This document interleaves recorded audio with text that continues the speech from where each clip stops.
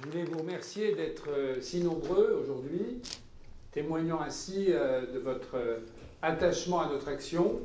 Je remercie évidemment aussi toutes les personnalités présentes, de toute sensibilité politique, d'être parmi nous ce soir. J'évoquerai évidemment, je présenterai chacune d'entre elles. Avant de faire cela, je voulais qu'il y ait quand même un moment fort au début de cette intervention pour rappeler ce qu'a été pour nous ce 10 novembre, date anniversaire de la mort d'Arthur Rimbaud, mais pour nous date de la création d'une statue, d'un lieu nouveau pour commémorer la paix et pour cultiver la paix, j'allais dire. La paix est un bien fragile, extrêmement précieux, que nous devons avoir à cœur de préserver. Alors bien entendu, la paix, ça n'est pas quelque chose qu'on doit présenter naïvement. Pour comprendre la paix, il faut comprendre ce qu'ont été les guerres et comprendre plus généralement l'histoire. C'est le vœu que je forme et je vais vous expliquer comment nous essayons à Chenevière d'y parvenir. D'abord, cette statue dispose des plaques commémoratives autour de la statue qui retracent les différents conflits avec le nom des victimes. Le nom des victimes de 1870 n'y était pas, il y est, et le nom des déportés n'était pas présent non plus. Donc nous avons souhaité faire preuve du véritable devoir de mémoire en les citant. Et puis, il y a également le poème d'Arthur Rimbaud qui rappelle le sacrifice de la jeunesse, ce très beau poème que beaucoup d'entre vous connaissent, Le Dormeur du Val. Et puis pour terminer, la pensée de Gandhi, il n'y a pas de chemin vers la paix est le chemin. Alors ce lieu n'a pas été... Alors il y a également un audiophone qui se trouve juste à côté de la statue et qui permet aux élèves ou aux passants, avec un téléphone portable, de pouvoir écouter une partie, ce qui les intéresse le plus, la guerre de 70, la guerre de 14, à la fois le récit national, le récit de notre histoire, vous savez que j'y suis particulièrement attaché, à notre histoire de France, notre histoire de France. Nous sommes en France, dans un pays qui doit être fier d'être ce pays qui est bien singulier. Chacun le mesure d'ailleurs en ce moment. Et donc notre histoire, et puis aussi l'histoire locale, les conflits locaux. Alors on a à saluer dans ce travail l'accompagnement des associations d'anciens combattants, très présentes ce soir, avec leurs représentants locaux mais aussi départementaux, que je salue, et puis bien entendu aussi les enfants de déportés, je pense en particulier à M. Alvarez. Alors ce lieu n'est pas un lieu choisi par hasard. C'est un des lieux les plus visibles de la ville, puisqu'il se trouve à un carrefour qui a été réaménagé, et donc nous voulions que cette statue soit là, parce qu'il y avait un espace disponible qui était très peu visible, et que cet espace, justement, nous rappelle ce devoir de mémoire, et permette aussi aux enfants des écoles, j'encourage vivement les enseignants, à aller profiter de cet outil que nous avons installé pour comprendre. L'histoire, le plus terrible, c'est l'oubli. Chenevière, Champigny, Villiers, des villes qui ont été marqués en 1870 par une bataille terrible, 12 000 morts, 9 000 Français, 3 000 Allemands. Je suis certain que si on posait la question avec le monument à Champigny, qui réunit des Allemands et des Français, fait singulier. Je suis certain que si on posait la question Canaverois aujourd'hui, pas 1% de la population ne se souvient de cette bataille. Ça veut dire qu'on oublie très vite. Et ce monument, ce lieu, a pour vocation de résister à l'oubli. Voilà, donc je voulais bien entendu commencer cette cérémonie par cette intervention, en vous disant aussi que ce lieu n'est pas choisi par hasard, puisque c'était l'entrée, une des 4 entrées de la ville. Vous savez que la ville était dans le sillage de la chrétienté, marquée par des croix qui permettaient donc de distinguer qu'on entrait dans la paroisse de Chenevière. Eh bien, nous avons, en même temps que nous installions cette statue, restauré la croix Saint-Siméon qui se trouve à proximité. Donc c'est à la fois un lieu de passage, c'est aussi un lieu de recueillement, puisque le lieu se prête au recueillement, même s'il y a un passage important, et c'est un lieu aussi visible. Voilà. Donc je voulais commencer mon intervention en rappelant ce que je considère comme un élément substantiel de notre mandature. Et remercier d'ailleurs pour leur soutien toute l'équipe municipale, pas seulement pour ce monument bien entendu, mais aussi pour ce monument puisque ça a été l'un des objets de notre réflexion au démarrage de la mandature. Et rendre hommage aussi à Michel Troudard qui en a été l'un des promoteurs. Vous voyez que c'est un passage, quand je parlais du recueillement, je crois qu'on peut y voir associé à la fois le drapeau tricolore, ce monument pour la paix, et effectivement beaucoup de gens y passent. Nous avons des statistiques qui maintenant nous permettent de voir que, avec le printemps, je pense que le lieu prendra une autre singularité. Alors Chenevière, cette photographie aérienne que vous voyez ici, j'ai été dans ma première vie professionnelle professeur d'histoire et de géographie. J'ai arrêté à 30 ans. Et ça explique que j'ai un intérêt particulier et pour les cartes et pour les photographies aériennes. J'ai donc cette photographie aérienne devant mon bureau. Et elle démontre beaucoup de choses. Donc je vais m'attacher à vous dire un peu la singularité de notre ville et pourquoi nous y sommes attachés. Et vous dire aussi d'ailleurs que ces photographies aériennes vont être installées dans chaque classe de CM1, CM2.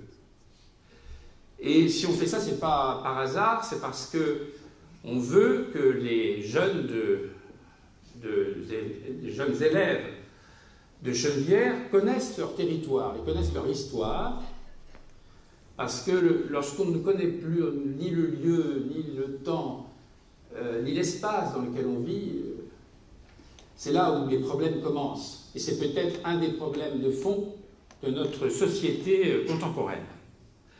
Chose est-il que quand on voit cette photo, évidemment, ce qui domine, je pense que chacun l'aura compris, c'est le vert. Pas nécessairement le vert politique, mais le vert des arbres et des prairies. Donc, si on arrive par Saint-Maur, on voit un immense écrin de verdure, c'est le parc du Château des Rets. Si c'est par Champigny, on découvre le parc du Fort de Champigny, que grâce à l'appui de la métropole et de la région, nous allons pouvoir ouvrir. Mon cher Éric, ma chère Marie-Christine, première adjointe et conseillère régionale, vous voyez ici, la région et la métropole se complètent dans la parfaite harmonie. Donc, et c'est aussi ce qui est pour vous peut-être du côté gauche, pour moi du côté droit, le parc départemental des Bordes, qui fait l'objet d'un effort important du département. Les communes voisines d'Ormesson, de Sucy-en-Brie, de Saint-Maur-des-Fossés nous sont liées par la Marne, donc encore un élément naturel. Alors, il faut passer peut-être à des données quantitatives. Les Canaverois bénéficient, peut-être sans s'en apercevoir, parce que quand on a un avantage, on ne s'en aperçoit pas, de 75 hectares accessible, c'est-à-dire 41 mètres carrés par habitant, indépendamment des jardins. 41 mètres carrés par habitant, c'est 4 fois plus que ce que recommande l'Organisation mondiale de la santé. Eh bien écoutez, ces 40 mètres carrés par habitant, nous souhaitons les conserver. Alors ce que je vais vous dire, évidemment, ce que je vous dis évidemment n'est pas moderne, au temps de la ville sur la ville. La théorie de la ville sur la ville, vous savez, c'est il faut entasser le plus possible de logements sur les logements pour densifier, densifier, densifier. C'est une vieille théorie qui d'ailleurs est aussi acceptée par les géographes, puisque les villes se sont effectivement construites comme cela.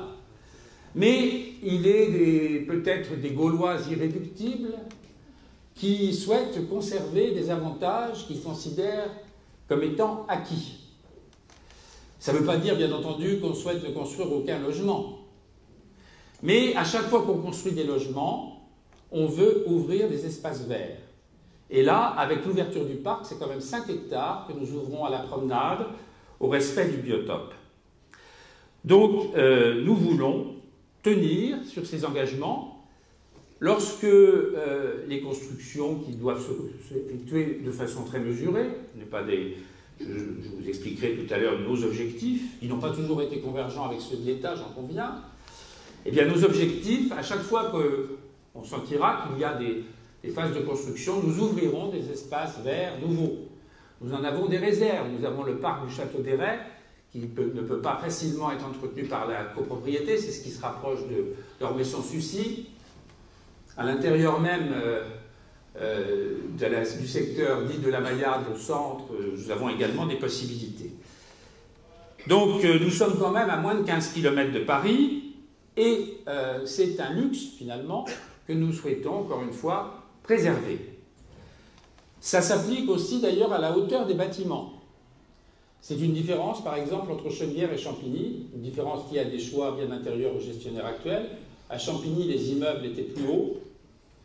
À Chennevières, ils étaient moins. On est sur des immeubles de 4 étages, un niveau plus 4 étages, et avec des espaces verts importants, notamment le secteur de la colline, qui certes mérite d'être retravaillé, requalifié, mais qui est un secteur vert. Et puis à proximité, la ferme des Bords, que j'évoquais tout à l'heure. Au Fort, nous avons créé une maison des associations, j'y reviendrai, donc nous allons laisser une partie des salles disponibles à la défense, à notre partenariat avec l'association Faune-Alfort. Alors, oui, vous pouvez applaudir, parce que l'association Faune-Alfort, c'est une émanation, je ne sais pas si le terme conviendra, mais c'est un prolongement de l'école vétérinaire pour la défense de la diversité en matière animale et la protection du biotope. Donc nous y sommes extrêmement attachés et en la matière, une des pionnières à laquelle je remettrai tout à l'heure la médaille de la ville est Céline Amirault pour la défense des oiseaux qui s'appellent les martinets, des oiseaux migrateurs qui malheureusement diminuent en nombre, et ces oiseaux migrateurs jouent un rôle essentiel dans la régulation de la présence d'insectes à différents niveaux d'altitude. Je lui rends un immense hommage dès maintenant parce que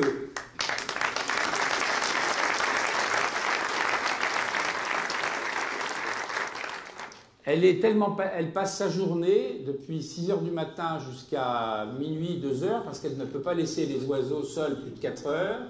Ces oiseaux seraient condamnés à mort, ils tombent du nid.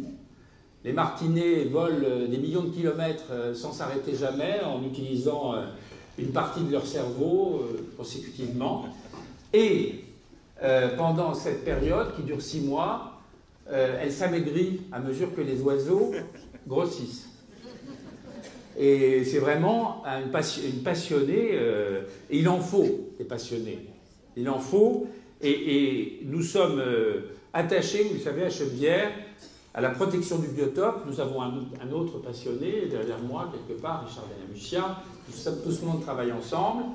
Et d'autre part, nous voulons aussi défendre la cause animale. Alors, nous avons créé une délégation à la cause animale, Madame Loye, et qui occupe cette délégation.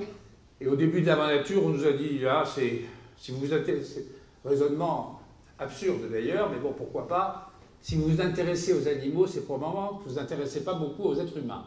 Alors, cette stupidité est constatée aujourd'hui avec plus d'acuité, puisqu'on s'aperçoit qu'à mesure que le règne animal s'efface, l'humain est menacé.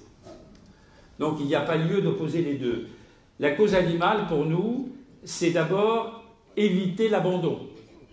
Et c'est la raison pour laquelle, et il y a beaucoup d'abandon, bien entendu, à Chennevières comme ailleurs, nous avons organisé un salon qui aura lieu dans les prochaines semaines, en février, je crois, de mémoire, en mai.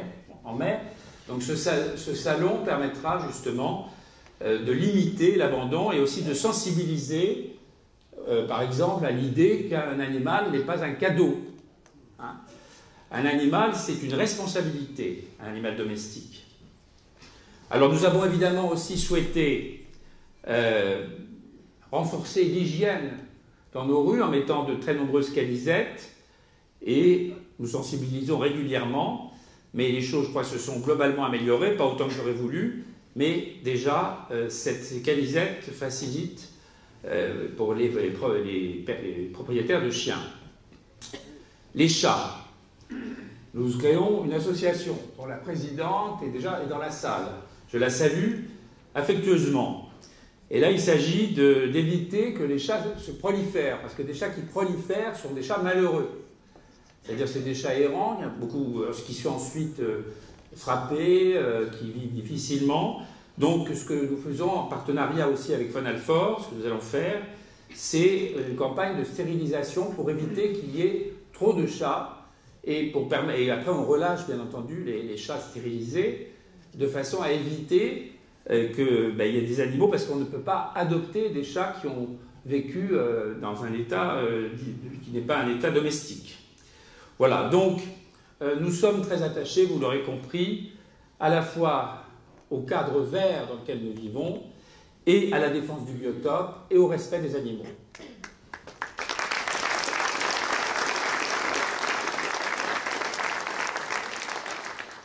Alors, ce cadre vert, n'imaginez pas qu'il soit si facile à défendre que cela.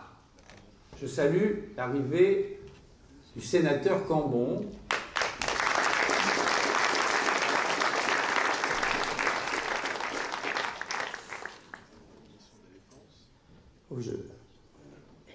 Je n'ai pas oublié ces missions importantes. Voilà. Sénateur Cambon, que je salue à plusieurs titres. D'abord parce qu'il préside la commission de la défense, des affaires étrangères, des forces armées au Sénat. Je disais tout à l'heure que nous avions créé un monument pour la paix, que la paix était un bien fragile. Eh bien, Christian Cambon contribue à la défendre. Il fait ce qu'il peut, mais en tous les cas, il a la connaissance du sujet qu'il traite. Et, sans mauvais jeu de mots, je dirais qu'il a aussi le sens de la paix dans notre département, car c'est un homme qui a su préserver, parfois, quand c'était difficile, une forme d'union. Et comme il m'a soutenu, je tiens à ce qu'on l'applaudisse une deuxième fois, parce que je sais me souvenir de ceux qui ont été mes amis. Alors je disais que Chennevières bénéficiait de 40 mètres carrés par habitant disponibles, verts, accessibles, quand l'Organisation mondiale de la santé réclamait 10. Donc nous voulons préserver ce potentiel considérable, et quand nous construisons, nous ouvrons de nouveaux espaces verts, notamment le parc du Fort, qui est totalement dissimulé aujourd'hui, 5 hectares en entrée de ville, Et ça permet de maintenir ce niveau. Certainement, c'est un luxe, mais c'est un luxe que nous défendons. Et nous l'avons défendu dans le cadre de l'élaboration du plan local d'urbanisme. Les Canavérois ont été à de nombreuses reprises concertés pendant une période qui a duré 2 ans. Et je dois dire que le mandat que vous nous aviez donné en matière d'urbanisme, c'est au fond qui va piano va sano. C'est-à-dire qu'il ne s'agissait pas de couvrir la ville comme certains théoriciens nous le conseillaient, d'immeubles partout. Il s'agit d'aménager progressivement en tenant compte bien entendu des équipements publics et, mon cher Jean-Daniel, des transports. Je dois dire qu'au début, quand je voyais Jean-Daniel Amster dans les réunions, je me disais, il est vraiment obsédé. Et à mesure que le temps passe, je me dis qu'il a raison. Parce que c'est un sujet de la vie quotidienne, les gens passent des heures pour aller au travail, et ça leur pourrit la vie. Moi, je rencontre des gens qui me disent la période travaillée est moins fatigante que la période de transport. Donc, nombreuses concertations. Alors tout à l'heure, je dirais des choses très aimables à l'égard du représentant de l'État, et Monsieur le sous-préfet sait bien que ce n'est pas lui que je vise là, maintenant, mais je vais dire que quand même le dialogue avec l'État a été un dialogue musclé. Car nous avons eu un avis négatif de l'État, mais nous n'avons pas à en rougir, et ça ne nous a pas empêché de faire adopter notre PLU avec l'appui du territoire, dont la politique a toujours été de reconnaître l'avis des maires, et je salue en cela le président Catala.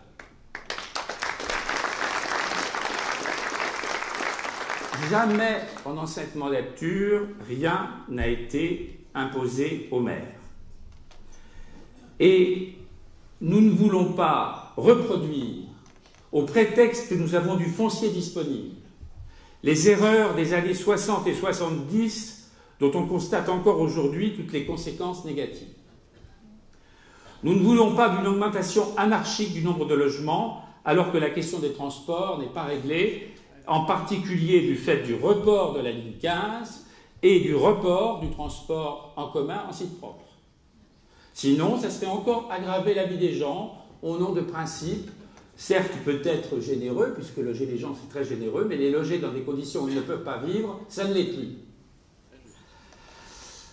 Lorsque nous avons la garantie que le transport en commun en site propre arrivera au fort de Champigny, et sous réserve que la question des équipements publics soit traitée, j'ai eu l'occasion d'ailleurs de m'en entretenir avec le président du conseil départemental à propos du tracé du TCSP, puisque nous avons là un projet de STAL, et que nous sommes sensibles évidemment à ce tracé, le dialogue a été fructueux. En ce qui concerne donc l'arrivée du TCSP, bien entendu, il permettra de construire des logements dans le prolongement de ceux que nous construisons sur la départementale 4. Pourquoi les construire là plutôt qu'ailleurs? Parce qu'il y a l'arrivée des transports et que nous souhaitons lier, bien entendu, transport et logement, ce qui paraît être d'une logique absolument élémentaire, mais qui n'était pas celle de mon prédécesseur. Et toujours avec cette volonté de préserver 40 mètres carrés par habitant. Tant que je serai là, vous entendrez ce chiffre. Les obligations donc liées à la loi SRU, vous savez que nous sommes légèrement carencés en matière de logement social. Nous allons donc carencés, ça veut dire qu'on n'a pas le pourcentage. Beaucoup d'entre vous pensent que nous avons plus. En réalité, nous avons un peu moins. Pour des raisons d'ailleurs qui sont difficiles à admettre parfois, puisque une partie des logements sociaux a été vendue, ce n'est pas nous qui en sommes les responsables, et ensuite une partie des logements qui étaient comptabilisés à Chaudière étaient en réalité à Champigny. Donc, faute de calcul, 45 000 € voilà, d'amende. Pour des fautes de calcul que nous n'avons pas faites nous, quand même. En ce qui concerne les logements que nous construisons, alors j'entends certains me dire que la ville est couverte de buildings. J'en suis très étonné, puisque la population municipale est passée en 2016 de 18 134 habitants à 18 396 en 2019. Vous voyez la massification. Elle est difficile à comprendre. En réalité, il y a un phénomène qui est celui qui s'appelle le desserrement des ménages, c'est-à-dire que quand on vieillit, on reste dans de grands logements. Et pour compenser, il faut construire. Il est certain que le foncier que nous avons permettra sans doute d'aller plus loin, mais encore une fois, en préservant les espaces verts. Préserver aussi, alors sur un autre point, je n'ai pas été moderne, dans l'élaboration de ce PLU, on nous dit « Ah, surtout, ne faites pas de parking, pas trop, parce que si vous faites trop de parking, ça va créer des voitures. » C'est évidemment l'inverse. Les voitures existent, elles occupent l'espace public, si elles ne le sont pas, dans des parkings. Bon. Mais cette logique élémentaire a échappé parfois à certains esprits technocratiques. Alors ces parkings, eh bien, nous avons exigé 2 places de parking à partir de 3 pièces. Nous n'avons pas pu le faire dans le logement social, parce que dans le logement social, c'est strictement interdit d'avoir plus d'une voiture. Très curieux. Nous avons voulu également préserver les coteaux et le centre-ville. Coteaux et centre-ville, bon, évidemment, on pouvait imaginer transformer le coteau, qui a une des plus belles vues sur la région parisienne, en Monte-Carlo. Nous n'avons pas voulu le faire parce que nous estimons que ce secteur doit être préservé, parce que c'est un secteur vert, et ensuite parce qu'il y a des glissements de terrain, des risques également de sources. Donc là, nous avons été drastiques. Coefficient de pleine terre, 70%, et 13 mètres. 70%, ça veut dire qu'on ne peut occuper que 30%, et encore, il faut réduire les voies d'accès, et on ne peut monter qu'à 13 mètres en incorporant les sous-sols, c'est-à-dire qu'on peut faire en gros que 2 niveaux. Puisque si on utilise les 70% restants, eh bien, c'est de la surface qui est considérée comme de la surface occupée. Donc, c'est une préservation absolue des coteaux, qui resteront donc des coteaux verts. En ce qui concerne le centre-ville, nous avons également pris des mesures de protection qui sont différentes. Et puis, nous avons voulu préserver, bien entendu, les quartiers pavillonnaires. Ce qui n'exclut pas de construire, là où c'est possible, à proximité des transports, et en particulier autour de la départementale 4, vécue aujourd'hui comme une rupture dans la ville, et qui demain doit être le lien dans la ville, des 2 parties de Chenevière. On nous en a parlé, alors ça prendra du temps, mais il faut bien commencer un jour. En ce qui concerne, je vais aborder maintenant deux quartiers spécifiques qui sont évidemment importants parce qu'ils ont chacun une problématique particulière. D'abord, le Bois-l'Abbé. Le film que vous avez vu tout à l'heure évoquait la signature avec l'État de l'ANRU. Je remercie évidemment l'État qui a été très présent, le préfet, et vous-même, vous venez très souvent nous voir et vous nous encouragez. Vous nous avez encouragés notamment avec le maire de Champigny, avec les présidents Catala et Martin. Vous nous avez encouragés pour finalement que nous passions le 29 avril 2015 devant donc la commission en charge de ce projet pour obtenir finalement le 13 septembre dernier un avis favorable de l'Agence nationale de rénovation urbaine pour notre quartier, nos 2 quartiers, si on considère que c'est 2 villes, mais notre quartier du Bois-l'Abbé. Alors là aussi, je suis assez surpris, je dois le dire, par la logique des votes de l'opposition. Parce que lorsqu'on obtient cette possibilité, je m'étonne que l'opposition, d'un seul cœur, s'y oppose. Je crois qu'une opposition ne doit pas être toujours contre. Mais peut-être que j'ai un peu de difficulté. Je crois avoir laissé le souvenir, dans d'autres lieux, de ne pas avoir été toujours contre. Mais enfin, en ce qui concerne le secteur de la Maillarde, le secteur de la Maillarde, c'est le secteur qui se trouve derrière le cimetière et derrière le stade et qui remonte jusqu'au futur équipement scolaire. Nous avons là, une situation très particulière parce qu'il y a de très nombreux propriétaires fonciers. Donc, notre souci a été d'éviter l'aménagement anarchique qui nous était promis si le PLU avait permis immédiatement la construction sur des parcelles qui n'auraient pas été aménagées de façon cohérente.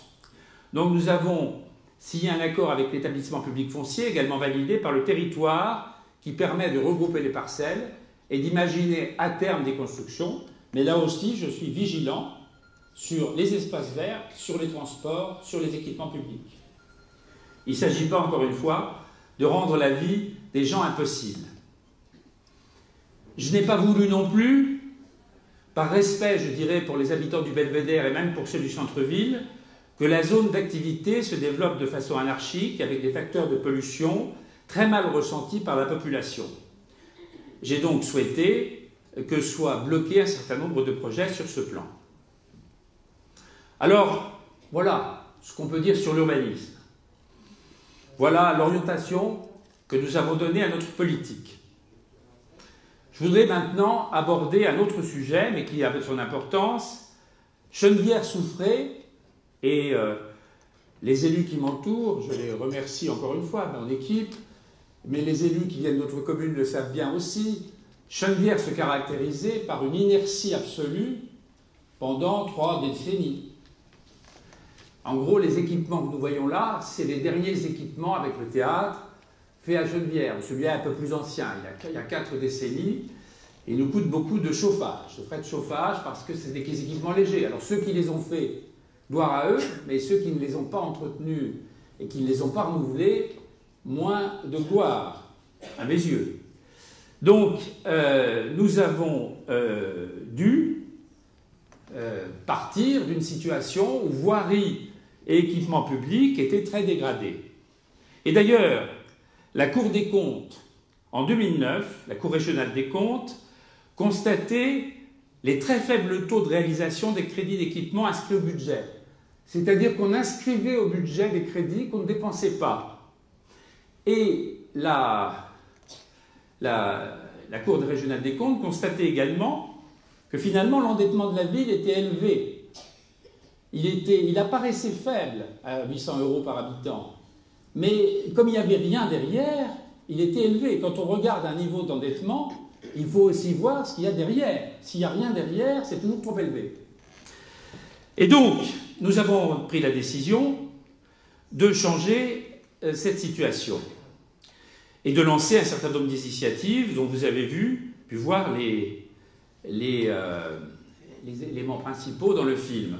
Puis je dois dire que dans les 700 € d'endettement, il y avait le prix des rustines.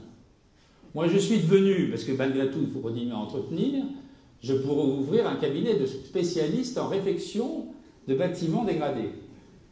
Au bout d'un moment, ça devient très lourd. Et on peut passer tous sur les moyens financiers à faire des rustines. Alors, il a fallu évidemment régler, pour commencer, la question difficile, la question de l'emprunt helvétique. J'en dirai que quelques mots. Mais la municipalité avait malheureusement souscrit un emprunt dit structuré. Alors, je vous donne que quelques chiffres qui illustrent la situation. Le montant initial était de 3,3 millions. Le capital restant dû, quand je suis arrivé, était de 2,5 millions. Il y avait ce que M. Klopfer appelle un effet tarte aux fraises, c'est-à-dire un taux plus faible au début. Et puis, quand je suis arrivé, pour les 2,5 millions de capital restant dû, on avait 670 000 € d'intérêt à verser, et pendant la mandature, ça aurait donné pour les 3,5 millions € d'intérêt en 6 ans. Il a fallu régler ça. L'avantage de l'intérêt de la fonction de maire, c'est qu'on devient, non pas spécialiste, mais amateur en tout.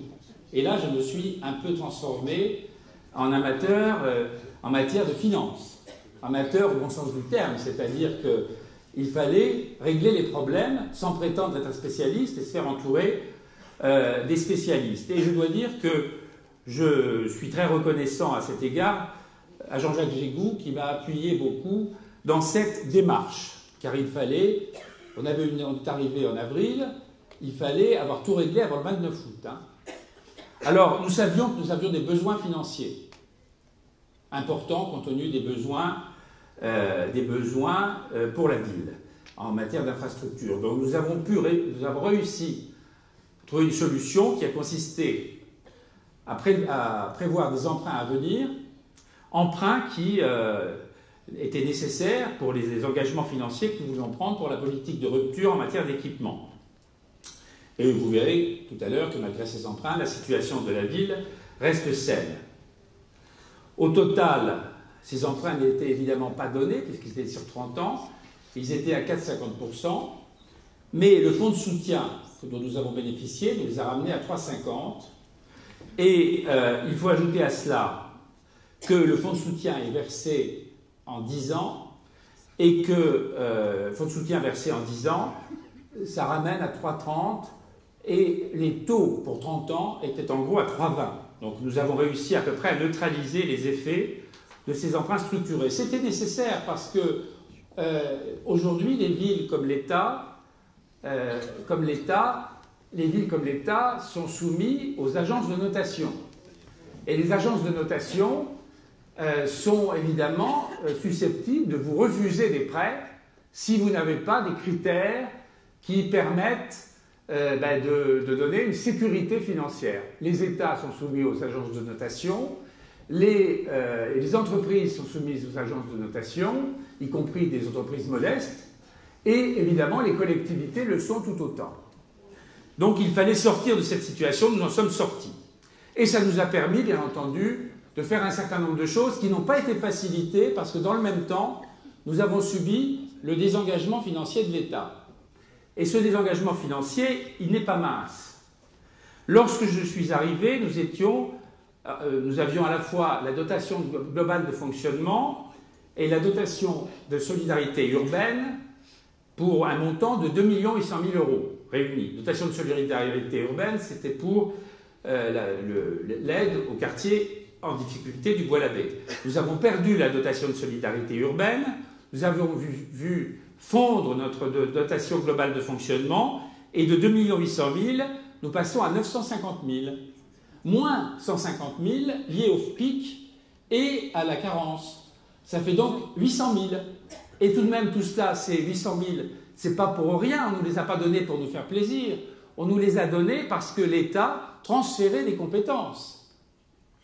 Donc tout cela, évidemment, ne facilitait pas le plan pluriannuel d'investissement. Imaginez que ce montant de 200 000, de 2 millions par an, ça représente en 6 ans pratiquement le prix de l'équipement dont je vous ai parlé tout à l'heure, c'est-à-dire de l'école, du centre de loisirs, du parking, en autofinancement. Donc c'est évidemment quelque chose de tout à fait regrettable. Et je reviendrai tout à l'heure sur le dialogue que le gouvernement peut avoir avec les maires, mais en tous les cas, les maires, évidemment, sont dans une situation, on va dire, tendue. Hein. On le sait à moins, quand on vous retire autant de moyens. Et surtout, comme lorsqu'on a à Chaudière, on en a besoin. Alors nous avons évidemment travaillé d'abord, je vais maintenant en arriver au plan pluriannuel d'investissement, nous avons d'abord travaillé sur la voirie. Alors vous voyez les voiries sur lesquelles nous avons travaillé, c'est pas rien. Nous avons 47 km de voirie à Chaudière. Lorsqu'on dit qu'on veut une ville verte, pas très dense, ça veut dire qu'il y a beaucoup de voiries pour pas trop d'habitants. Hein. C'est l'inconvénient, c'est le revers de la monnaie, si je puis dire. Donc, vous voyez que la réfection des voiries a été engagée, là aussi d'ailleurs en partenariat pour l'assainissement avec le territoire, de façon extrêmement ambitieuse. Et tout cela devra continuer.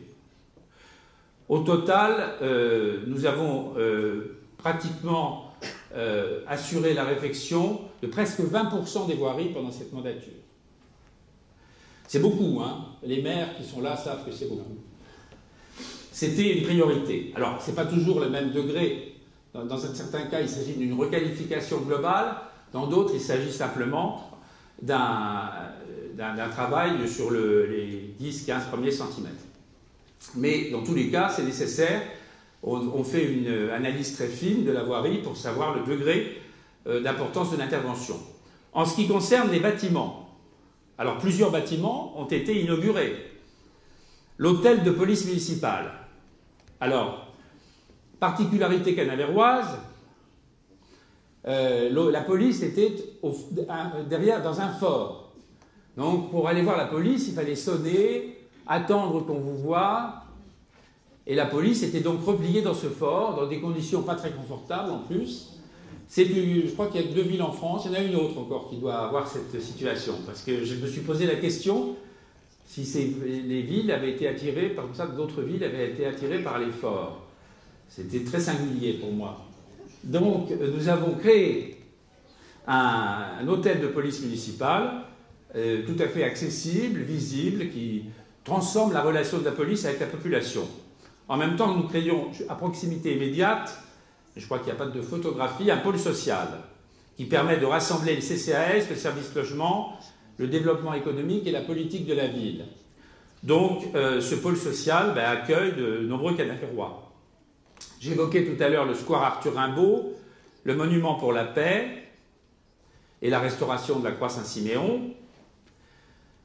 Nous allons également inaugurer, dans très peu de temps, la maison des associations. Il s'agit d'anciennes trésoreries qui va permettre un confort beaucoup plus grand pour les associations et leur permettre de voir éclore, j'espère, de nombreux projets qui sont plus difficiles à mettre en œuvre au fort. Donc, bien entendu, nous examinerons point par point, peut-être certaines associations ont besoin d'espace un peu plus important, nous verrons, pour que ce soit réellement une amélioration pour tous. Nous allons également engager des travaux au théâtre qui doivent commencer à l'été. Il s'agit là de rendre le théâtre accessible par la création d'un ascenseur et différents services. Et puis, bien entendu, au Bois-l'Abbé. Au Bois-l'Abbé, alors nous allons engager avant l'ANRU, peut-être qu'on nous le reprochera, un projet qui consiste à rassembler dans un guichet unique l'ensemble des services autour de l'espace socioculturel en étendant cet espace à la mairie annexe et à un appartement qui est situé au premier étage. Pourquoi le faisons-nous? Parce que c'est difficile de dire à des habitants du quartier du Bois-l'Abbé qu'ils sont prioritaires, et comme ils sont prioritaires, tant que les comités d'engagement, les différents comités ne se sont pas réunis, on ne peut rien faire. Au bout d'un moment, moi, ça m'était devenu impossible. C'est-à-dire, je n'arrivais pas à dire vous êtes prioritaire, donc attendez. Donc nous avons voulu, pour des raisons, nous n'aurons pas la subvention de la politique de la ville, mais nous avons voulu marquer un geste en direction du quartier du Bois-l'Abbé pendant cette mandature. Dans le même esprit, nous avons milité auprès du bailleur 3F pour qu'il réhabilite les 270 logements de la résidence Clément Ader pour un montant de 800 000 €. Et une réunion publique a eu lieu. Cette réunion publique a permis des échanges intéressants. Et donc, il s'agit de travaux qui prendront 24 mois pour une réception qui devrait être à la fin de l'année 2020. Dans le cadre de ce plan pluriannuel d'investissement, nous avons attaché une importance toute particulière au patrimoine. Avec l'église Saint-Pierre, audit général, nous avons découvert la présence de fresques, ce qui est rare en Île-de-France, et ces fresques nous ont permis d'avoir un soutien de la DRAC à hauteur de ce que nous espérons encore. Ce n'est pas encore tout à fait terminé, mais enfin, on l'espère vivement. 360 000 € pour commencer donc la réflexion et un mouvement, un processus qui, bien entendu, se prolongera au fil des années. Mais il fallait d'abord avoir ce diagnostic général. Sans quoi, la DRAC, c'est à la fois un organisme qui peut subventionner, mais qui, dont on doit tenir compte, évidemment, des demandes et des exigences, puisqu'il s'agit, bien entendu, d'un patrimoine classé. Nous avons également restauré l'escalier et le mur reliant l'espace Charles de Gaulle aux vignes, qui menaçait de s'effondrer. Et donc, cet espace, ce lieu, c'est un lieu connu des Canavérois et qui a nécessité aussi d'importants travaux de préservation. La défense du patrimoine, comme je vous le disais tout à l'heure, c'est évidemment le respect du patrimoine ancien et son entretien. C'est aussi la création de patrimoine nouveau, et j'ai cité tout à l'heure donc le monument pour la paix. Alors ensuite, nous avons également fait, comme un certain nombre de villes qui souhaitent améliorer la performance énergétique, nous avons passé un contrat de marché à performance énergétique, marché d'une durée de 6 ans. Nous partions de la situation suivante. À Chenevière, nous avions 32 types de luminaires répartis entre 10 constructeurs. Et 80% des luminaires étaient obsolètes. Donc, et une partie d'entre eux, d'ailleurs, soit n'éclairaient pas, soit éclairaient le ciel. Différentes options qui ne nous convenaient pas. Et des coûts d'entretien gigantesques. Car le bailleur avaient finalement intérêt à ce qu'il y ait des problèmes. Et là, nous avons, avec ce marché, encouragé le bailleur à ce qu'il y ait moins de problèmes. C'est-à-dire que moins il y a de problèmes, plus le bailleur qui restaure le parc, il trouve son intérêt. Et nous, nous y trouvons aussi le nôtre. Bien entendu, cette période de 6 ans coûte plus cher que si on n'avait rien fait, mais on engage un investissement pour l'avenir. Je voudrais maintenant parler des écoles, puisque c'est sans doute là où notre effort a été le plus important. Alors, concernant les écoles, nous avons un plan qui s'est aussi développé sous forme pluriannuelle. Les restaurants scolaires des écoles Jacques Doré, des Hautes-Chenevières, Moulins-à-Vent et Rousseau ont été rafraîchis. Les sanitaires étaient aussi dans un état ont été également rafraîchis dans plusieurs écoles. Les sols. À Jacques Doré, nous avons même dû aller plus loin. Là, nous étions dans une situation extrêmement étrange, puisque l'école n'était pas raccordée à l'assainissement, qui pourtant avait été mise en œuvre 30 ans plus tôt. Normalement, on contraint les particuliers à se raccorder à l'assainissement dans les 3 ans, je crois, ou 2 ou 3 ans qui suivent. Nous, à Chenevière, singularité, étrangeté, l'école n'était pas reliée au tout à l'égout et disposait d'une fosse septique. Il a fallu un certain temps pour retrouver le passage des tuyaux, ça a été très compliqué, d'où le film où vous voyez l'école avec les trous dans la cour. Enfin, nous avons réussi à résoudre ce problème. Alors, évidemment, le grand projet, c'est celui que vous avez vu dans le film, c'est le projet Corot 2. Bon, Corot 2, c'est d'ailleurs pas le peintre, hein, Corot, c'est la famille, au passage, la famille qui avait fait donc une partie de ces terrains. Et donc, on trouvera un nom à cet établissement, établissement ambitieux. Pour le moment, nous avons un établissement qui n'est absolument pas restaurable, c'est malheureusement un établissement de type Pailleron, donc établissement qu'il faut évidemment remplacer.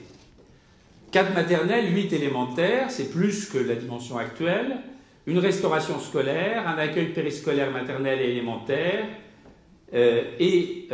à côté de ce groupe scolaire, un équipement polyvalent qui a vocation à remplacer cet équipement lui aussi assez ancien, et un terrain multisport extérieur, un jardin pédagogique, un parking souterrain de 160 places.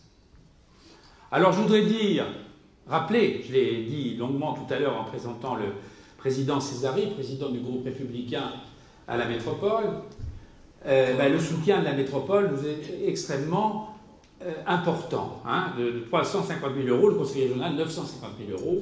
Donc c'est évidemment essentiel de bénéficier du soutien des différents niveaux de la strate complexe de notre pays. Je ne me prononce pas sur cette strate, moi j'ai une seule vision, c'est d'aller frapper à toutes les portes. Alors, oui, quand il y a beaucoup de niveaux administratifs, on essaie d'obtenir le soutien de tout ce qui existe, hein. Alors, je parle maintenant de... C'est gentil de penser à moi, parce que j'ai un peu soif, en effet.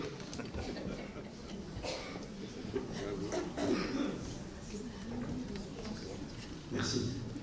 Vous me pardonnerez ce petit instant d'absence, pas d'absence, mais d'interruption. Alors, plus encore pour le fort, la métropole du Grand Paris nous soutient largement, puisqu'il s'agit là d'1 million d'euros sur les 3 millions. La métropole a été particulièrement sensible, justement, à la dimension environnementale de notre projet. Et nous lui en sommes extrêmement reconnaissants. Je rappelle que le film, c'est 14 millions d'euros, ça a été 14 millions d'euros, 1 million pour Chenevière. On peut dire merci à la métropole, et on peut l'applaudir.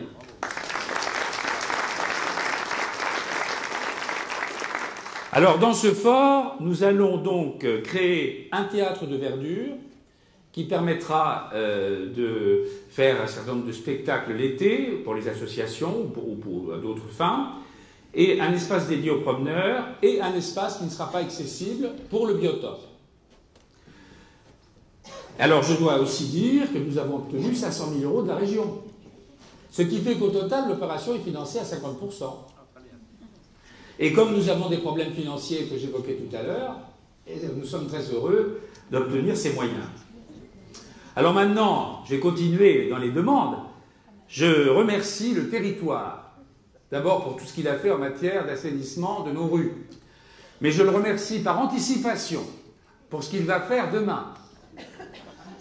nous avons eu un petit peu de tristesse quand nous avons vu le conservatoire et la médiathèque nous échapper, mais en même temps on nous a dit que ça va être plus rationnel. Et comme ça va être plus rationnel, nous avions un projet de réfection de nouvel équipement, médiathèque, conservatoire, puisque le conservatoire actuel, il est très beau, mais les salles sont très petites, il est sous-dimensionné. C'est la même chose pour la médiathèque. Donc il y a une étude qui est menée à bien, qui est budgétée, et on en est déjà à une phase assez avancée, pour un projet à côté du théâtre, qui représenterait 3600 mètres carrés pour la médiathèque et le conservatoire, qui bien entendu serait ouvert à tous les usagers du territoire, puisque c'est l'idée même d'équipement structurant qui est en question. Nous sommes évidemment, et je le dis à M. Tastet, je connais l'attachement du président Catala pour ce projet, 2 niveaux de parking en sous-sol. Donc nous sommes évidemment très attachés à ce projet. Et je vous demande d'applaudir tous ceux qui le soutiendront.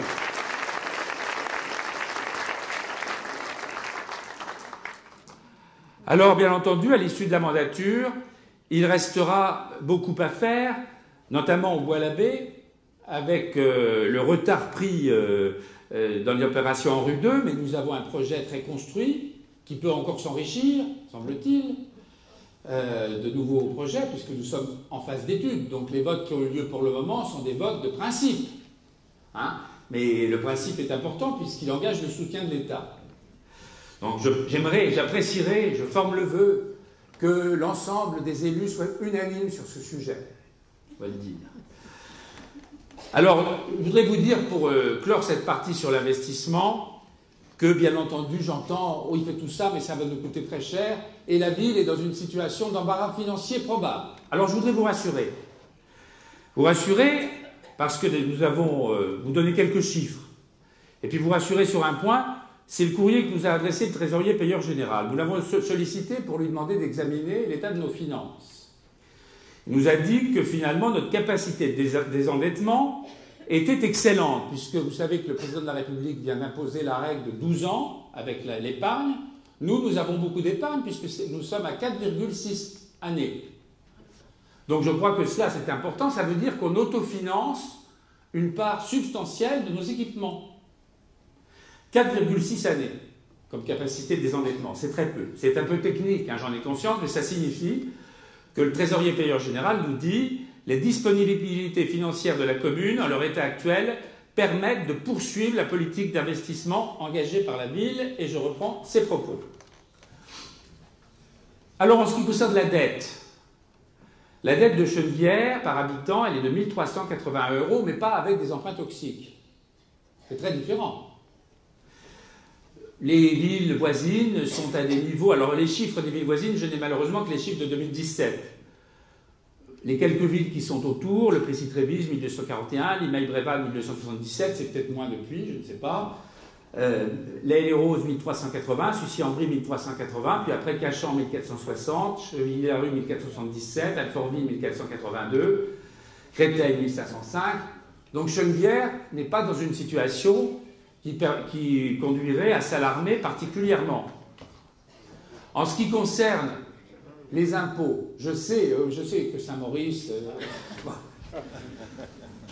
chacun a son histoire. Chacun a son histoire, oui. Mais je ne suis pas certain que si tu avais été maire de Chenevière, tu aurais pu avoir le même résultat. Parce que la situation n'est pas la même. Et donc, j'en étais au sujet de vie douloureux pour les Canavérois, parce qu'ils étaient habitués à être à un niveau de taux d'impôt très très faible. Malheureusement, ce que je vous ai dit sur le désengagement de l'État, l'effort fiscal des Canavérois, ça a été 3 millions d'euros, la perte sèche de l'État, c'est 2 millions d'euros. Donc notre moyen d'action, c'est 1 million d'euros face à une situation très difficile. Nous restons malgré tout parmi les 4 villes les moins imposées pour la taxe foncière du territoire, il y en a 16, nous sommes dans les 4 les moins imposées, et parmi les 5 les moins imposées pour la taxe d'habitation. Et cela restera, puisque nous n'augmenterons pas le taux des impôts en 2019. Alors, j'en viens maintenant à l'action plus quotidienne, et je serai bref parce que vous avez vu beaucoup de choses avec le film. l'action quotidienne. Je voudrais évidemment, encore une fois, remercier mon équipe, toujours présente, toujours active, toujours joyeuse, pleine d'entrain et de diversité, de tas de qualités humaines et de générosité, souvent. Et donc je remercie, vous pouvez les applaudir.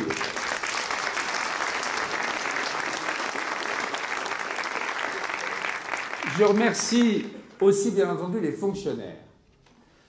Et à commencer par la directrice générale des services, Mme Basram, qui anime, quand je l'ai recrutée, je lui dis, vous arrivez dans une ville où il faut tout changer. Et donc, il faut mobiliser les fonctionnaires. Et c'est un tempérament, c'est plutôt un compliment de dire que c'est un tempérament, je crois que très rare. Un tempérament, par moments, c'est peut-être un petit peu, ça peut être rude, mais au total, c'est efficace. Donc, merci Madame Basram. Merci à l'ensemble des fonctionnaires. Moi, je suis frappé, j'ai été un peu fonctionnaire, j'étais professeur d'histoire, comme je le disais, au début de ma carrière. Sinon, j'ai toujours travaillé dans le secteur privé, je continue.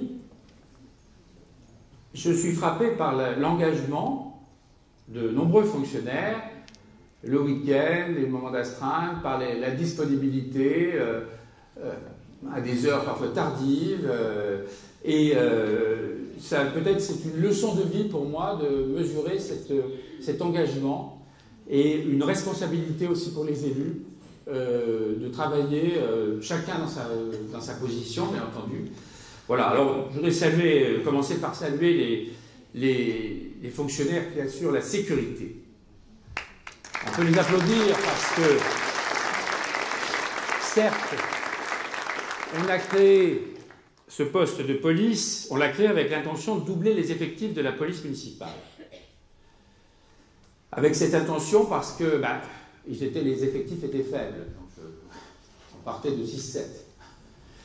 Mais la police municipale, ça doit être une police de proximité, ça doit être une police qui assure la relation avec les Canavérois au quotidien.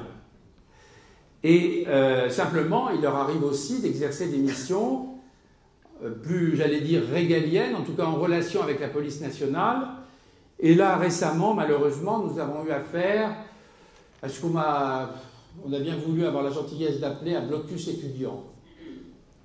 C'est-à-dire que les lycéens, je ne sais pas si c'était uniquement des lycéens, en tout cas des bandes mobiles, se sont répandues entre le 7, 10 et 11 décembre, caillassant les policiers. Je trouve ça extrêmement... ça traduit un malaise très profond dans notre société, ce sont des comportements inqualifiables et qu'il faut sévèrement réprimer.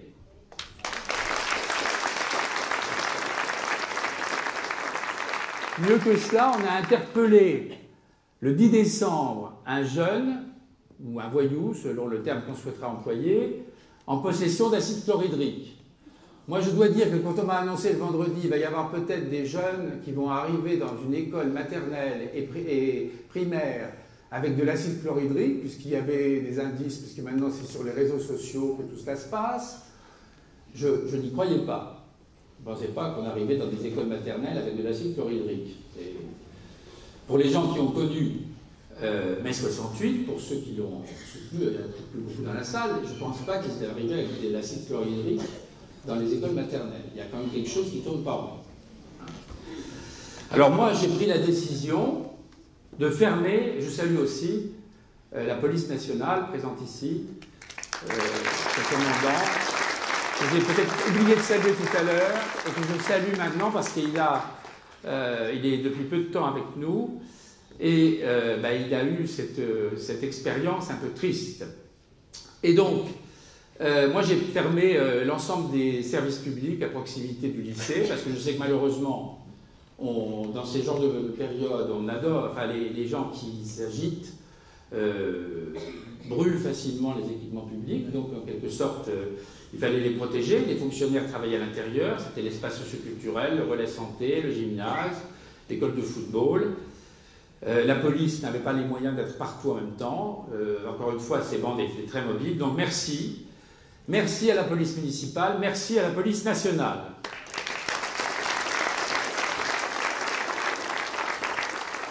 D'une manière générale, d'ailleurs, je voudrais qu'on rende hommage aux forces de sécurité. Bon, Christian Cambon est là pour les rencontres souvent. Sécurité à l'extérieur, mais aussi sécurité à l'intérieur, avec en particulier toujours les pompiers qui sont mis à contribution. Je pense à ces deux jeunes pompiers, le caporal-chef Cartanaz et Nathalie Josselin, sapeurs de première classe qui sont morts, brûlés, sauvés ou périr, c'est leur devise. Eh bien, je crois qu'on peut vraiment leur rendre hommage.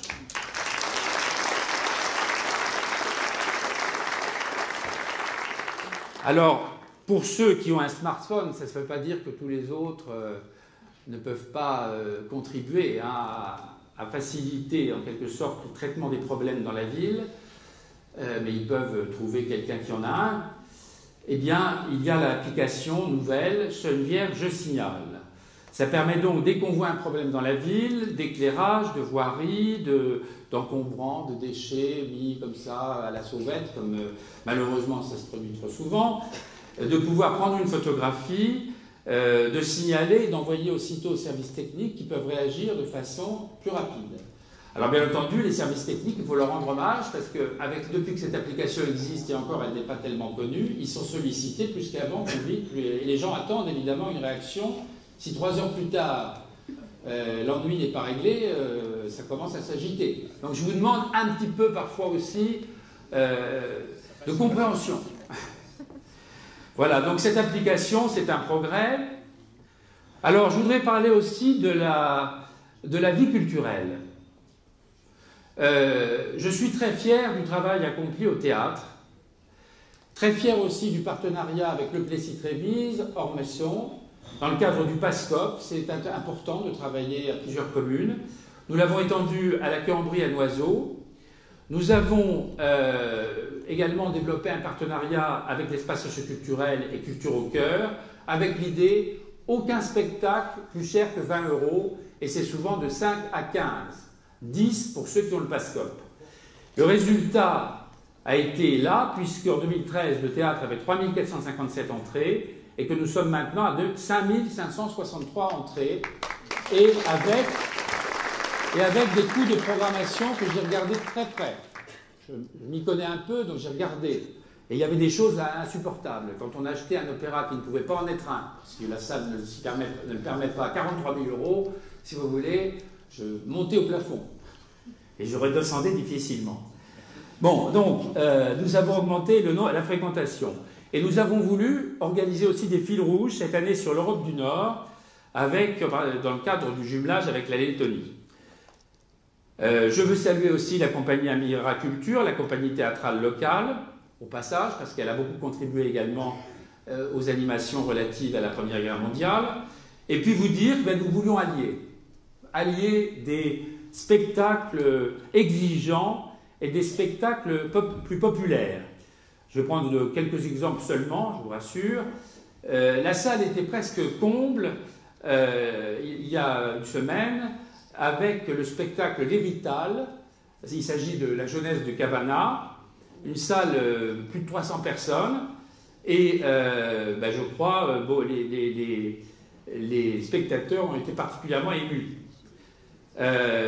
Samedi 26, samedi prochain, je vous invite, puisque vous êtes nombreux, à venir assister au concert ADN Baroque, qui bénéficie d'excellentes critiques. Et puis, au mois de mars, nous faisons un hommage à Pablo Neruda, avec un film, Le Facteur, un spectacle musical et une conférence-exposition présentée par Alain Sicard. C'est une histoire personnelle, qui est le doyen honoraire de la faculté des lettres de Poitiers. Alors, c'est un peu une histoire personnelle.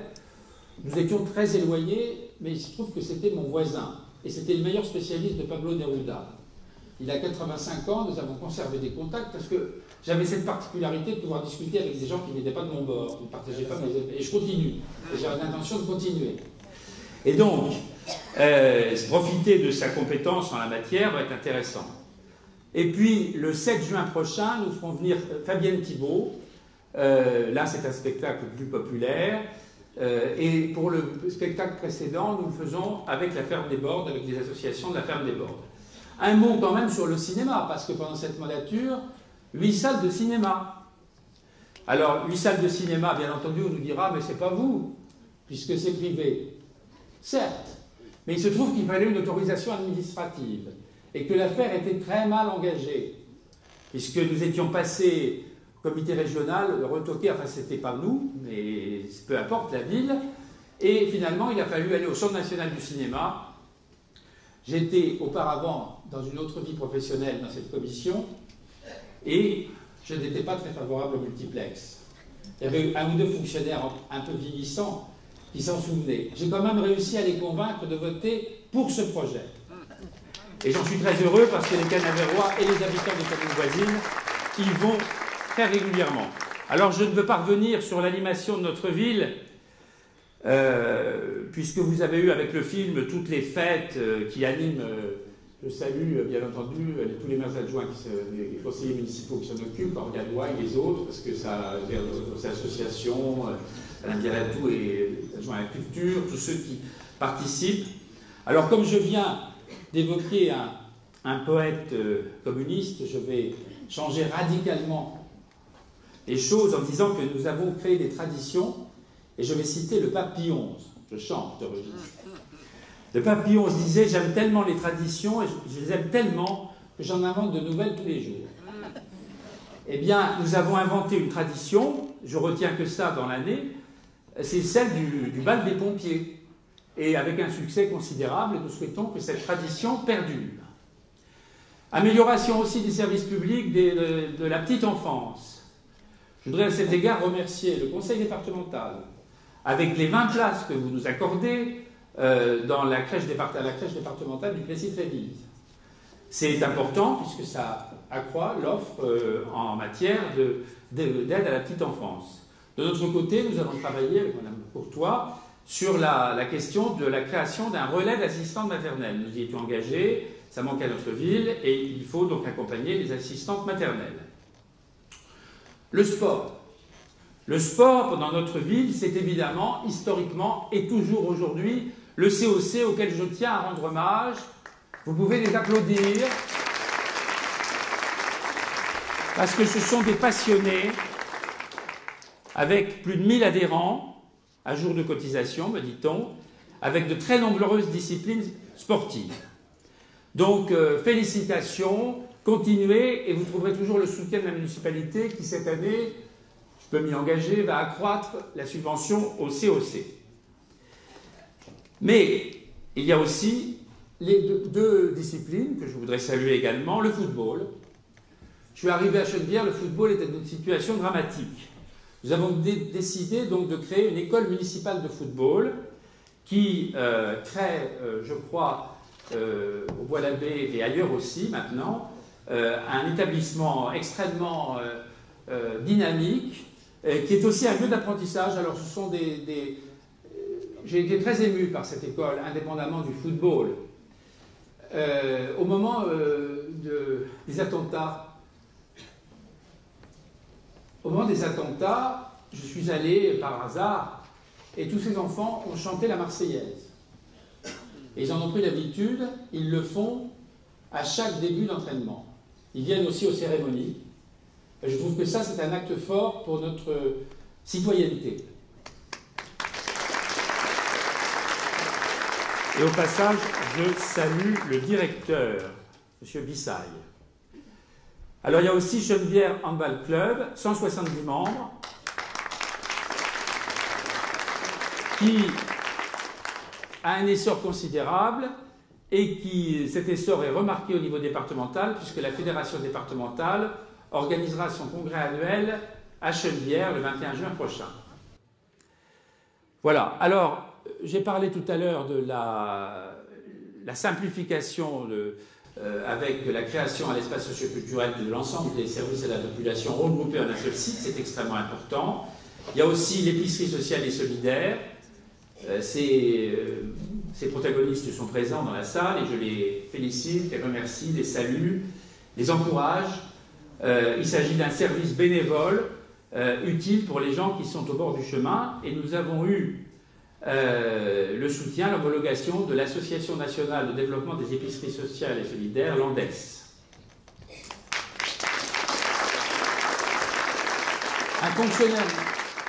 un fonctionnaire municipal accompagne cette épicerie pour permettre aux gens de réfléchir à la manière d'organiser leur budget. Et donc, cette épicerie, c'est aussi l'idée, le proverbe bien connu, si tu donnes un poisson à un homme, il se nourrira une fois, si tu lui apprends à pêcher, il se nourrira toute sa vie. C'est ce que nous voulons faire aussi autant que possible. Autant que possible. Il ne faut pas d'illusion non plus sur le contexte social dans ces organisations. Alors je vais parler, j'ai bientôt terminé, parler de la jeunesse. La jeunesse, nous avons le point information jeunesse qui, au Bois-l'Abbé, mais pour des jeunes venus aussi d'autres quartiers, organise de nombreuses actions, qui vont du soutien scolaire à un certain nombre, qui ont participé aussi à de nombreux voyages, vous l'avez vu, je ne reviens pas là-dessus. Je voudrais dire aussi, rappeler que nous avons des voyages thématiques pour les classes de CM2. Cette année, ça a été la Grande Guerre avec le Chemin des Dames et Verdun. Une cinquième que nous avons conduit à partir en Avignon sur le thème de la Gaule romaine et de la présence des papes en Avignon. Ça les a beaucoup intéressés, ils sont revenus très cultivés. Et l'année prochaine, ils partent en Grèce. En cher Didier, puisque notre ville voisine vient de se jumeler avec une ville célèbre, Sparte. Je suis un peu jaloux, je dois dire.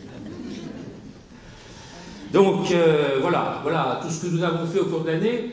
Vous sentez, je crois, que derrière tout cela, il y a un projet. Alors je voudrais vous parler, parce que tout le monde attend un peu que je dise quelques mots sur le grand débat. Le grand débat, il faut dire que pour des maires qui viennent d'être spoliés, pour des maires auxquels on a expliqué qu'ils n'étaient pas compétents en matière d'urbanisme, qu'il ne fallait surtout pas leur laisser l'autonomie fiscale, parce que ils n'étaient pas tout à fait assez savants pour comprendre, c'est un peu difficile. Mais enfin, ça ne serait pas une raison suffisante. Ça ne serait pas une raison suffisante parce que notre pays connaît une crise forte et que dans ce cadre, qu'il y ait des débats peut être utile. Est-ce que c'est le rôle d'un maire que de se mettre à la tête de ces débats? Moi, je ne le crois pas. Le législateur a souhaité séparer rigoureusement la fonction des parlementaires de celle des maires, en interdisant le cumul des mandats, c'est très populaire, parfait. Et aujourd'hui, on voudrait que les maires deviennent de petits législateurs locaux qui écoutent pour transmettre, servir de télégraphistes. Moi, j'exprime toutes mes réserves. Si maintenant, ce phénomène, si vous vous engagez massivement dans ce phénomène, dans cette idée du débat, je ne vous abandonnerai pas. Mais ça doit venir de la base, et je ne suis pas certain que la nature des questions qui sont posées, qui comportent des questions toutes institutionnelles, est-ce qu'il faut le Sénat, pas le Sénat, soit vraiment la réponse à la crise actuelle. J'exprime d'importants doutes. Je voudrais dire aussi d'ailleurs que je trouve le vocabulaire choisi un peu étonnant, parce qu'on a utilisé le terme de cahier de doléances. Les cahiers de doléances, c'était la préparation des États généraux. Les États généraux, on devait y élire des députés qui allaient réformer. Est-ce que c'est vers ce mouvement-là qu'on tend? Vers quoi? Moi, je ne discerne toujours pas, et je ne demande pas mieux que de discerner le chemin vers lequel on souhaite aller. Donc, lorsque j'aurai des idées plus claires, lorsqu'on m'aura davantage expliqué, peut-être ma position évoluera. Aujourd'hui, elle est extrêmement réservée. Voilà ce que je voulais vous dire.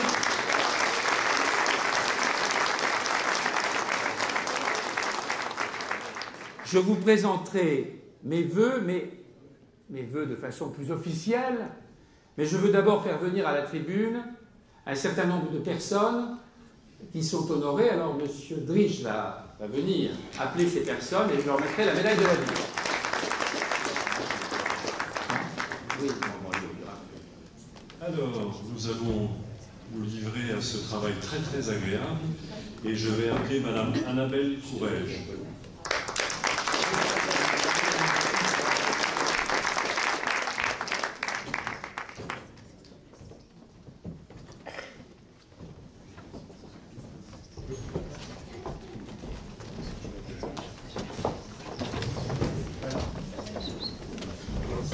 Annabelle Courrèges. En devenant enseignante, Madame Courrèges a réalisé son rêve de jeune fille. Elle aime transmettre et faire apprendre. Elle captive l'attention de ses élèves, peu importe le niveau, car ses projets sont créatifs. Elle trouve toujours une solution pour faire participer tous ses élèves. Depuis 5 ans, Annabelle Courrèges enseigne à l'école des Hauts-de-Chennevières. En 2018, dans le cadre du centenaire de la fin de la Première Guerre mondiale, elle a proposé à ses élèves de réaliser sous forme de carnet une correspondance entre un enfant et son père, le soldat Rainefer. Ils en ont fait une exposition actuellement dans le hall de l'Hôtel de Ville. Ils en ont fait également interpréter une pièce intitulée « Carnet du poilu » qui raconte la vie sur le front et à l'arrière. Je vous demande d'applaudir Madame Courrèges. Je vais dire un petit mot en... Ah oui, j'ai pas besoin du micro. Je vais dire un petit mot en complément. Vous dire que j'ai été très ému par le travail que vous avez fait. Et je vous invite à regarder ce carnet du poilu parce qu'il suit vraiment la vie d'un poilu de Chennevières avec des lettres, un parcours. Donc ça a été pour ces enfants toute l'année avec l'exposition, la pièce de théâtre. Un travail extraordinaire qu'ils n'oublieront, je pense, jamais. Et ils auront des repères. Félicitations, vous faites un très beau travail.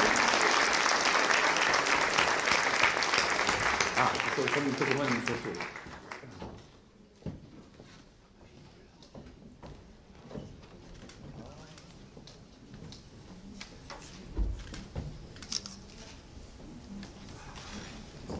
Alors nous restons en famille, et c'est très bien comme ça d'ailleurs, puisque j'appelle Monsieur Stéphane Courrèges.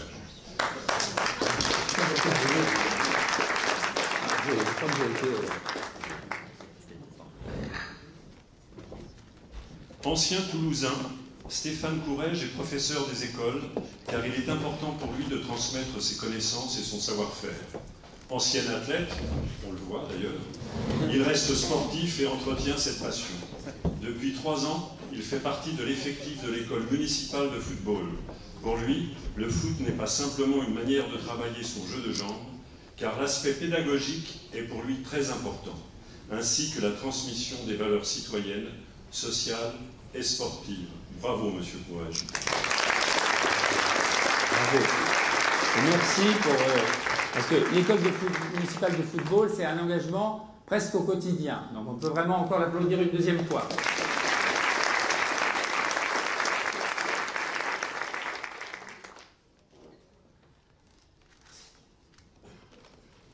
Nous en avons parlé tout à l'heure, Monsieur le maire en a parlé, j'appelle Madame Céline Amirault.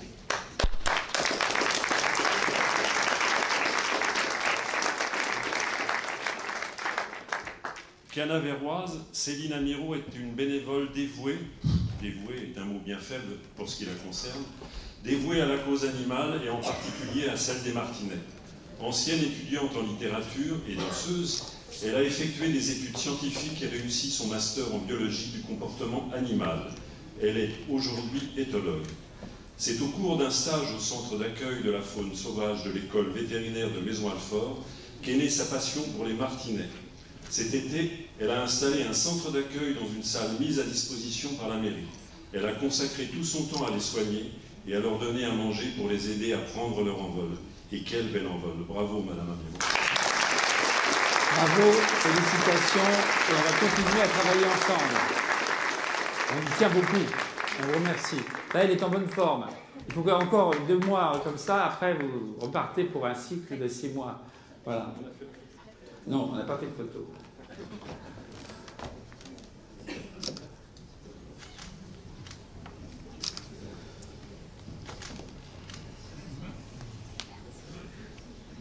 Je vais appeler la présidente d'une très belle association, Madame Noria Boukreb.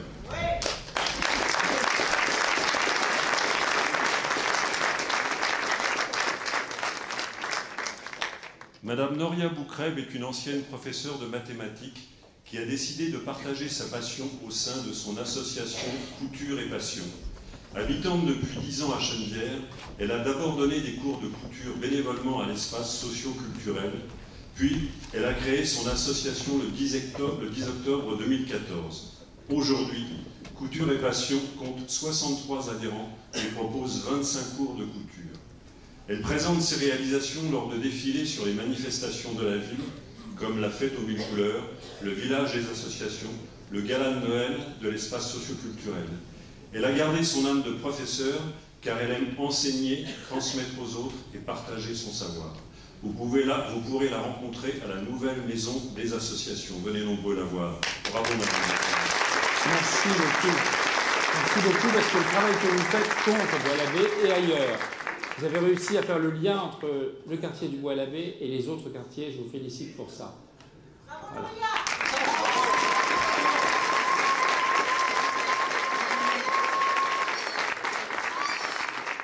Voilà.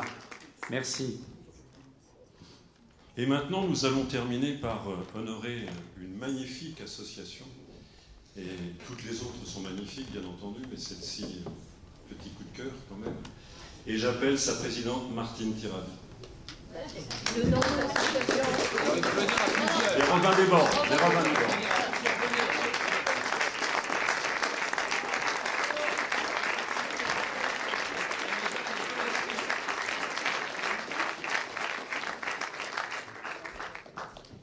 Cette médaille est en effet collective. Les Robins des Bords rassemblent des acteurs économiques et associatifs installés sur la plaine des Bords à Chenevière, autour de la charte Une terre pour apprendre. L'association est chargée d'animer et de faire vivre le lieu autour d'activités festives, éducatives et conviviales. Les membres de l'association se retrouvent à la Grange des Bords, agréé espace de vie sociale depuis 2016. L'association propose des spectacles pour tous, des animations, un café associatif et un après-midi en famille, le mercredi en partenariat avec l'espace socio-culturel. Vive les Robins des Bords!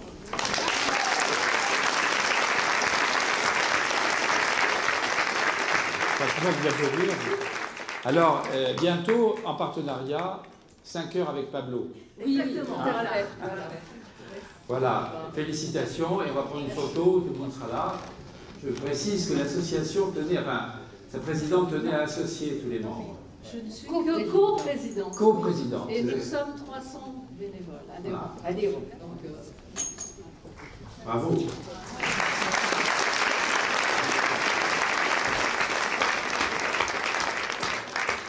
Vous restez là, hein. Vous restez là, ne partez pas.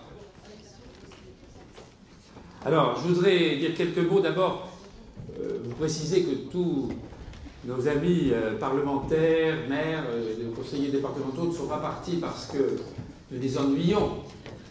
Ils sont partis parce qu'il y a d'autres vœux à Brie-sur-Marne et qu'ils vont de ville en ville.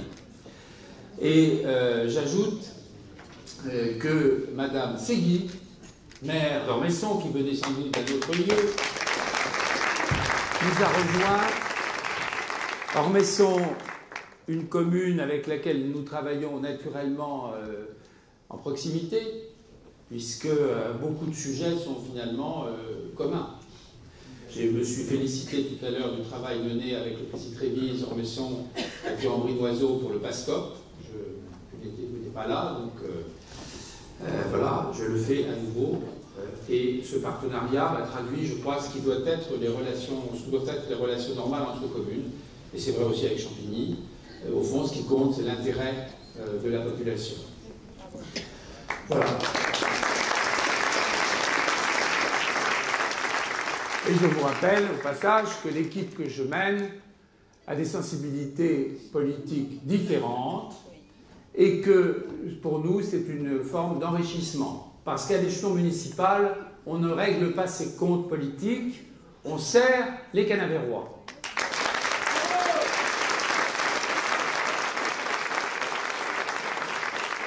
Je crois que nous avons eu une volonté très forte pendant cette mandature. Vous avez pu voir ce que nous avions mis en œuvre. Peut-être que cela nécessiterait plus de temps, peut-être que cela nécessitera plus de temps. Et en tous les cas, le chemin qui est engagé, je crois que personne ne pourra dire qu'il faut en changer.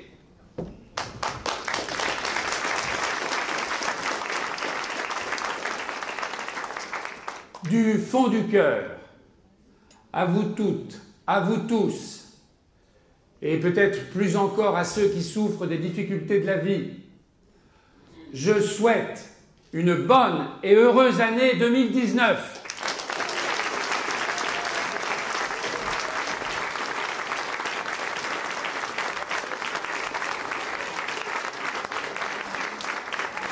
Alors, n'allez pas tout de suite au buffet, parce que à Chenevière, tout se passe en musique, et en l'honneur des gens auxquels nous venons de remettre la médaille de la ville, nous allons maintenant entendre la marche de Radetzky, et vous aurez encore l'occasion d'applaudir.